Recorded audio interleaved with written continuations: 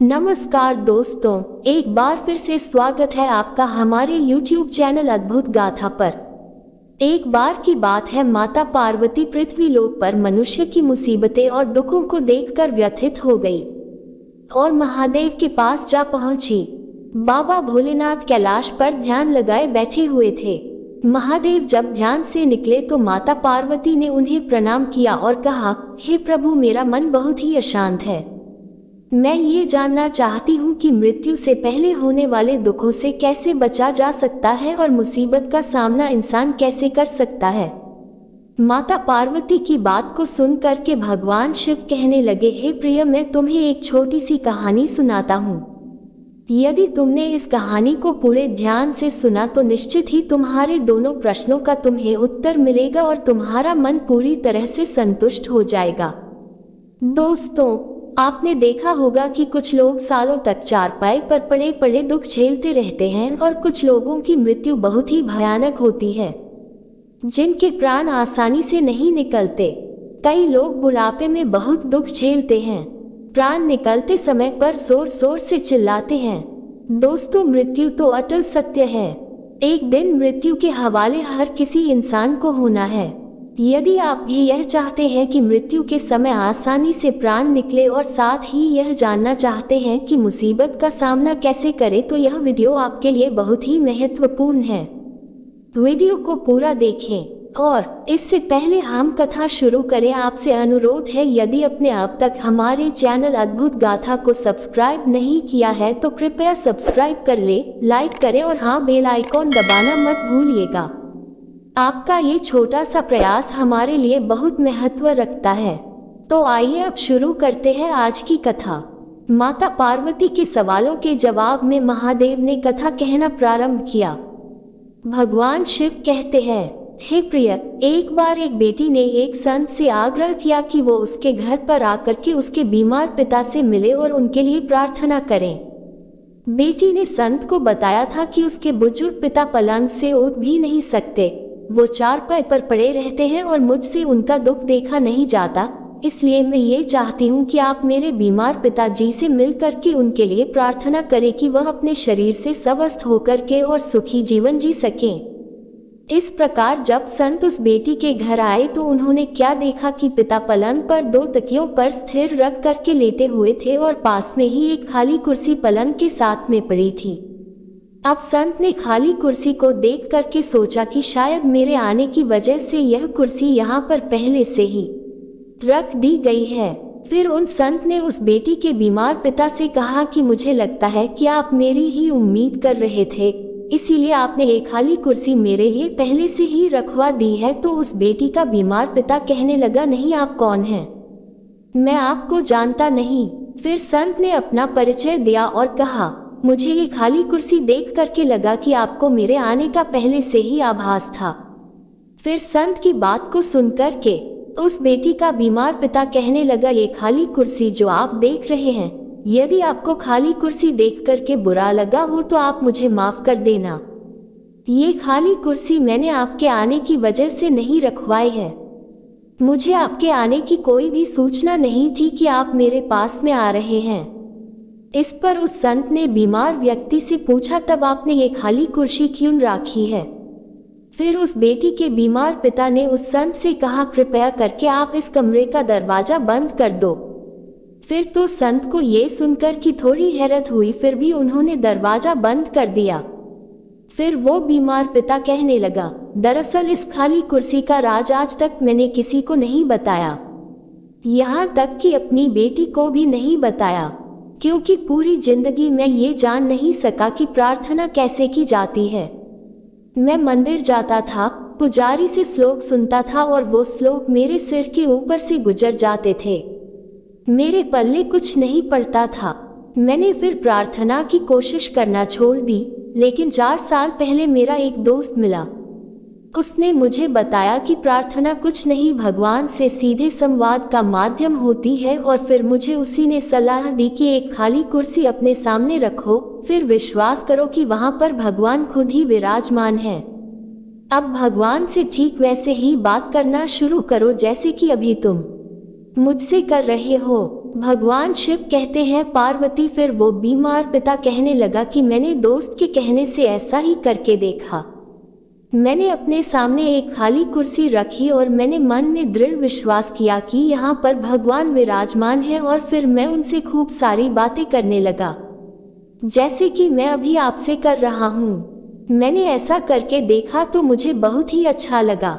फिर तो मैं रोजाना सुबह से शाम तक ऐसा ही करता था, लेकिन ये ध्यान रखता था कि मेरी बेटी कभी भी मुझे ऐसा करते ना देख ले। यदि वो खाली कुर्सी से मुझे बातें करते हुए देखेगी तो वो समझेगी कि मेरे दिमागी संतुलन बिगड़ गया है, मुझ में कुछ कमी आ गई है और वो मेरा इलाज करवाने के लिए किसी के पास ले जाएगी। जबकि मैं तो इस खाली कुर्सी पर अपने भगवान को विराजमान देखता हूँ और मैं उनसे जी भर के बातें करता हूँ। इस प्रकार ये सब सुन करके उस संत ने बुजुर्ग के लिए प्रार्थना की, सिर पर हाथ रखा और भगवान से बात करने के क्रम को जारी रखने के लिए कहा। फिर संत को उसी दिन 2 दिन के लिए शहर से बाहर जाना था, इसलिए वो उस बीमारी से और उसकी बेटी से विदा लेकर के वहां से चला गया। अब 2 दिन के बाद में बेटी का संत को फोन आया कि उसके पिता की उसी दिन कुछ घंटे बाद ही मृत्यु हो गई थी। उस दिन वो आपसे मिले थे।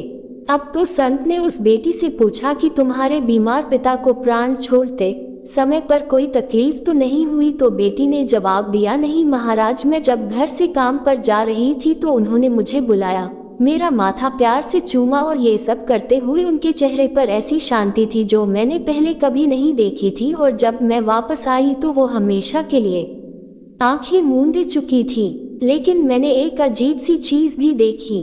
वो ऐसी मुद्रा में थे जैसे कि खाली कुर्सी पर किसी की गोद में अपना सिर झुकाया हो। इस प्रकार उस बेटी की बात को सुनकर के उन संत की आंखों में आंसू बहने लगे और उन्होंने मन में विचार किया और वह बड़ी मुश्किल से बोल पाई कि बेटी काश में भी जब इस दुनिया से जाऊं तो मुझे भी ऐसी ही मृत्यु प्राप्त हो। भगवान शिव कहते ही पार्वती जो भगवान से सीधा अपना संबंध स्थापित कर लेता है, जो दुखों में भी भगवान को याद करता है और सुख में भी भगवान को याद करता है, जो भी जीव अपने अंतिम समय पर भगवान से सीधा संबंध स्थापित करता है, उसके प्राण बहुत ही आसानी से निकल जाते हैं, उसे जरा भी कष्ट नहीं होता। और जो भगवान से संवाद स्थापित नहीं कर पाता है, ऐसे इंसान की मृत्यु बहुत भयानक होती है। फिर माता पार्वती कहने लगी, हे प्राणनाथ, मैं ठीक ढंग से समझ चुकी हूँ कि यदि जीव चाहता है कि उसके प्राण सुखपूर्वक निकले, प्राण निकलते समय उसे किसी प्रकार का कष्ट न हो और बुढ़ापा उसका ठीक से गुजरे, उसे चारपाई पर रगड़ना नहीं पड़े, उसे दुखों का सामना नहीं करना पड़े, तो उसे भगवान से सीधा संवाद स्थापित करना चाहिए, क्योंकि भगवान का भजन करने से इंसान भव से पार हो जाता है और उसकी मृत्यु आसान हो जाती है, क्योंकि जिसे लेने स्वयं प्रभु आएंगे उसे भला कैसा दर्द या पीड़ा। अब भगवान शिव कहते हैं, हे पार्वती, अब तुम्हारा दूसरा प्रश्न जो था कि मुसीबत का सामना कैसे किया जा सकता है, तो मैं तुम्हें उसके लिए भी एक छोटी सी कहानी और सुनाता हूँ। इस कहानी को भी बड़े ही ध्यान से सुनना, क्योंकि इस कहानी को सुनने के बाद बड़ी से बड़ी मुसीबतों का सामना भी बड़ी ही आसानी से किया जा सकता है। दोस्तों, भगवान शिव कहते हैं, पार्वती, एक बार जंगली भैंसों का एक झुंड जंगल में घूम रहा था। तभी एक बछड़े ने अपने पिताजी से पूछा, पिताजी, क्या इस जंगल में ऐसी कोई चीज है जिससे डरने की जरूरत है? तो भैंसा कहने लगा कि बस बेटा, शेरों से सावधान रहना। फिर बछड़ा कहने लगा, हाँ पिताजी, मैंने भी सुना है कि शेर बड़े खतरनाक होते हैं। अगर कभी मुझे शेर दिखा तो मैं जितना हो सके उतनी तेजी से दौड़ता हुआ भाग जाऊंगा। फिर बछड़े की बात को सुनकर कि वो भैंसा कहने लगा, नहीं, ऐसा नहीं करना, इससे बुरा तो तुम कुछ कर ही नहीं सकते। यदि तुम्हें कभी शेर दिख भी जाए तो तुम्हें भागने की जरूरत नहीं है। अब ये बात उस बछड़े को बहुत ही अजीब लगी। वो कहने लगा, पिताजी, क्यों? अभी तो आपने कहा कि शेर बहुत खतरनाक होते हैं, यदि मैं वहां से नहीं भागूंगा तो शेर मुझे मार सकते हैं, भला मैं भाग करके अपनी जान क्यों ना बचाऊं? तब वो भैंसा बछड़े को समझाने लगा, अगर तुम भागोगे तो शेर तुम्हारा पीछा करेंगे, भागते समय शेर तुम्हारी पीठ पर आसानी से हमला कर सकते हैं और तुम्हें नीचे गिरा सकते हैं, और एक बार तुम गिर गए तो मौत पक्की समझो। अब तो वो बछड़ा कहने लगा, पिताजी फिर ऐसी स्थिति में मुझे क्या करना चाहिए? तो भैंसा कहने लगा, अगर तुम कभी भी शेर को यानी अपने दुश्मन को देखो तो अपनी जगह पर डट करके खड़े हो जाओ और ये दिखाओ कि तुम जरा भी डरे हुए नहीं हो। यदि वो शेर फिर भी सामने से नहीं हटे तो अपना तेज सीधा दिखाओ और नाखूनों को जमीन पर पटको। अगर तब भी शेर ना जाए तो धीरे धीरे उनकी तरफ बढ़ो और अंत में तेजी से अपनी पूरी ताकत के साथ उस पर हमला कर दो। भैंसे ने अपने बछड़े को इस प्रकार बड़े ही गंभीरता से समझाया। वो बछड़ा कहने लगा, पिताजी ये तो पागलपन है, ऐसा करने में तो बहुत खतरा है। अगर शेर ने पलट करके मुझ पर हमला कर दिया तो मैं तो मारा जाऊंगा। अब इस प्रकार बछड़े की नाराजगी को देख करके वो भैंसा समझाते हुए बोला, बेटा एक काम करो, अपने चारों तरफ देखो तुम्हें क्या दिखाई देता है। अब भैंसे के कहने पर वो बछड़ा चारों तरफ घूम करके देखने लगा तो उसने देखा कि उसके चारों तरफ ताकतवर भैंसों का बड़ा सा झुंड था। भैंसा बछड़े को समझाते हुए बोला, अगर कभी भी तुम्हें डर लगे तो ये याद रखो कि हम सभी तुम्हारे साथ हैं। अगर तुम मुसीबत का सामना करने की बजाय भाग खड़े होते हो तो हम तुम्हें नहीं बचा पाएंगे, लेकिन अगर तुम साहस दिखाते हो और मुसीबत से लड़ते हो तो हम सभी मदद करने के लिए ठीक तुम्हारे पीछे खड़े होंगे। इस प्रकार भैंसे की बात को सुनकर के बछड़े ने गहरी सांस ली और अपने पिता की इस सीख के लिए उन्हें धन्यवाद दिया। अब भगवान शिव कहते हैं, हे पार्वती, अब मेरी बातों को बड़े ही ध्यान से सुनना, क्योंकि हर किसी की जिंदगी में बहुत सारे शेर हैं, यानी कुछ शेर रूपी ऐसी समस्याएं हैं जिनसे इंसान डरता है और उनसे भागता है, जो इंसान को भागने पर और हार मानने पर मजबूर करना चाहती है। लेकिन अगर समस्याओं से डर करके कोई भी इंसान भागता है तो वो समस्याएं उसके पीछे पड़ जाती है और उनका जीना मुश्किल कर देती है। इंसान को उन मुसीबतों का कोई हल नहीं दिखता, इसलिए जब भी मुसीबत आए इंसान को मुसीबतों का सामना करना चाहिए। उन्हें दिखाना चाहिए कि आप उनसे डरते नहीं हैं, दिखाए कि आप सचमुच कितने ताकतवर हैं और पूरे साहस और हिम्मत के साथ में उल्टा उनकी तरफ टूट पड़े। और इस प्रकार जब इंसान अपनी पूरी ताकत के साथ मुसीबतों का सामना करता है, उनसे बिल्कुल भी घबराता नहीं है, तो उसे समझ लेना चाहिए कि उसके परिवार वाले और उसके चाहने वाले पूरी ताकत से उसके पीछे खड़े हैं, जो हर संभव उसकी मदद करेंगे। तो निश्चित ही इंसान अपने मुसीबत से बाहर निकल आता है। मुसीबत से भागने की बजाय मुसीबतों से लड़ना और उनका डटकर सामना करें। तब माता पार्वती कहने लगी, हे प्राणनाथ, वास्तव में अपने सच कहा कि इंसान के जीवन में अनेकों प्रकार की समस्याएं हैं जिनसे इंसान को कभी भी डरना नहीं चाहिए और उनसे हार करके या मजबूर होकर के कभी भी भागना नहीं चाहिए। जो वास्तव में मुसीबतों का सामना पूरे साहस से करते हैं तो उनके परिवार वाले और उनके चाहने वाले भी उनके साथ में पीछे खड़े नजर आते हैं। तो दोस्तों, ये थी महादेव के द्वारा बताई गई बड़ी ही ज्ञानवर्धक बातें। आशा करते हैं आपको आज की वीडियो अत्यंत पसंद आई होगी।